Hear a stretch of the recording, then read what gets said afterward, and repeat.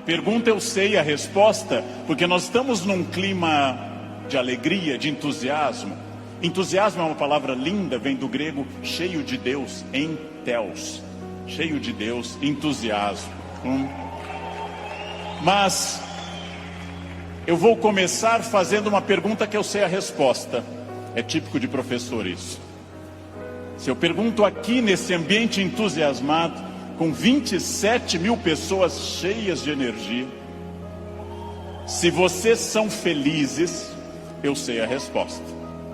Pergunta, nesse momento, quem nessa distinta plateia se considera uma pessoa feliz? Acaba de falir o laboratório do Prozac. Não haverá mais depressão no planeta Terra. Bem, é óbvio que a felicidade de vocês é notável.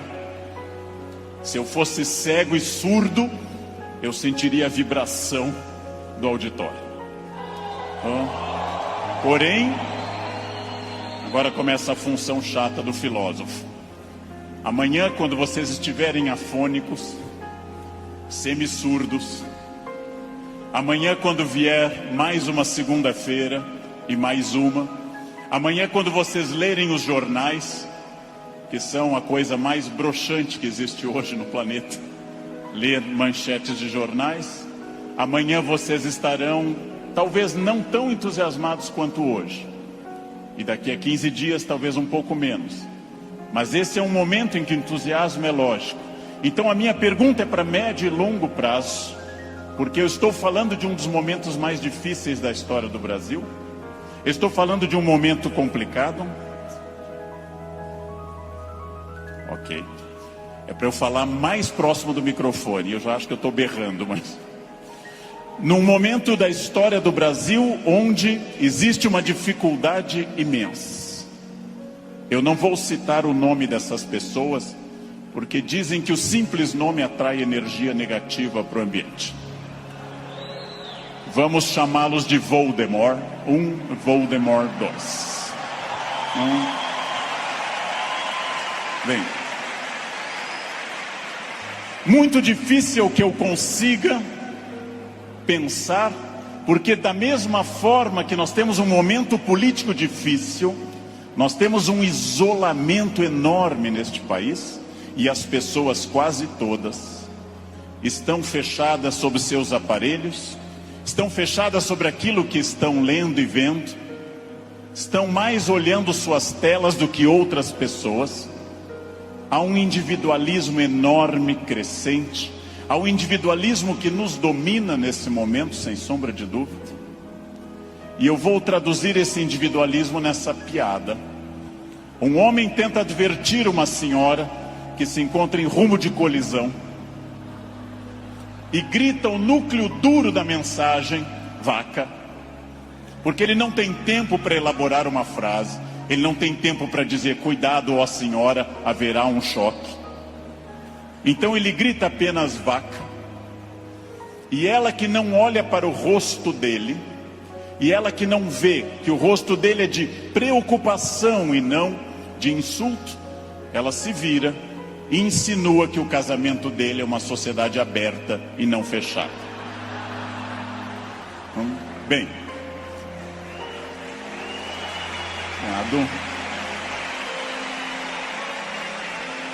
primeiro problema e primeiro conselho que eu dou a vocês, para que vocês reflitam, aceitem ou rejeitem como desejarem. Primeiro conselho importante: olhem para o rosto das pessoas. Olhem para o rosto dos clientes.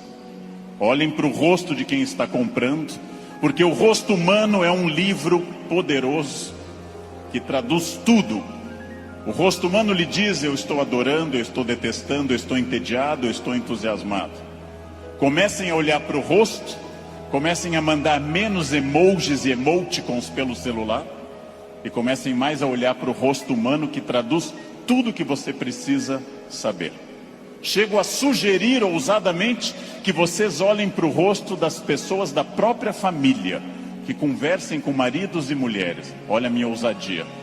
que olhem para essas pessoas, que vocês passem a avaliar valores, emoções, sentimentos, que vocês passem a pensar claramente em cada indivíduo único. Essa é uma das grandes chaves do sucesso. Eu tinha um erro, eu tinha um defeito como profissional. Há alguns anos eu entrava num grande evento como esse pensando o seguinte: acabei de chegar de Foz do Iguaçu, dei palestra lá, amanhã eu tenho que estar cedo em São Paulo, depois eu vou para a Bahia, depois eu tenho que voltar correndo da Bahia porque eu tenho aula na terça-feira de manhã cedo em Campinas. E eu vivia no compromisso seguinte, eu vivia no momento seguinte. Isso é um defeito. Vivam no momento que vocês estão.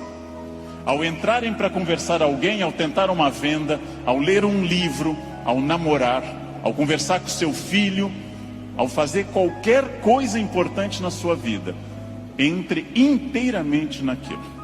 Não fique pensando o que vem depois. Faça daquela experiência única e que a pessoa que está com você não entenda e não sinta, em hipótese alguma, que ela é um obstáculo ao seu horário, que ela é um obstáculo à sua realização. Entreguem-se a isso. Quais são os meus valores? De novo, parece uma pergunta estranha, mas é uma das perguntas mais importantes que nós temos. Qual é o seu valor? Qual é o seu valor principal? Qual o seu valor auxiliar? O que faz você se emocionar? O que move seu coração? O que impulsiona seu despertar? Quais as ideias que você tem mais fortes pela manhã? Em que você dorme pensando em quem? Estes são seus valores. Decidiu que seus valores são família, dinheiro, um equilíbrio entre os dois? Decidiu que seus valores são viagens, família, dinheiro, um equilíbrio entre os três? Perfeito. Definido o valor, procure este valor obsessivamente, sem cessar em nenhum momento. Há mais de 40 anos, quando eu estava estudando línguas inclusive, eu ouvi várias pessoas dizendo sempre que era muito esforço. Quando eu fiz a faculdade, evitei excesso de festas, evitei maconha, o que num curso de humanas na USP é um isolamento muito grande. Não pegava ninguém. Evitei coisas, foquei no que eu queria. Eu estou aqui para estudar. Eu estou aqui para estudar muito. Depois continuei estudando e fiz mestrado e doutorado, fui morar fora, aprendi línguas e sempre mirando no meu valor. Meu valor é ser um profissional de excelência. E não apenas excelência média, de grande excelência. Então, eu mirei desde o início, gente. Eu mirei na ideia que eu quero ser Alexandre o Grande, não Alexandre o Médio, nem o Pequeno. Não quero ser médio, não quero ser a pessoa legalzinha. Por incrível que pareça, e até vaidoso que possa parecer a vocês, mas isso foi um lema de vida. Desde muito cedo eu disse: eu quero ser, se não o melhor, um dos melhores professores do Brasil. Um valor alto, vaidoso. Só que eu aprendi que mirando alto, às vezes a gente consegue um pouco menos. Se você mirar baixo, você consegue ainda menos. Mire alto. Não tente ser o melhor vendedor do condomínio, é muito pouco. Não tente ser a melhor pessoa da rua, é muito pouco. Mirem alto. Mirem alto e busquem isso. Eu quero ser o melhor vendedor do Brasil. Simplesmente isso. Se alguém acha que não pode, ache os instrumentos para poder. E aí um outro conselho importante. Querem saber quando está dando certo? Querem saber quando o projeto de vida de vocês acertou no valor? São aqueles semi-amigos. Semi-amigo é o inimigo que lhe abraça. Chegam a você e lhe dizem: você tem sorte, né? Nossa, você tem muita sorte. Prestem atenção nessa frase que o tio Leandro vai dizer. Sorte é o nome que o vagabundo dá ao esforço que ele não faz. Então,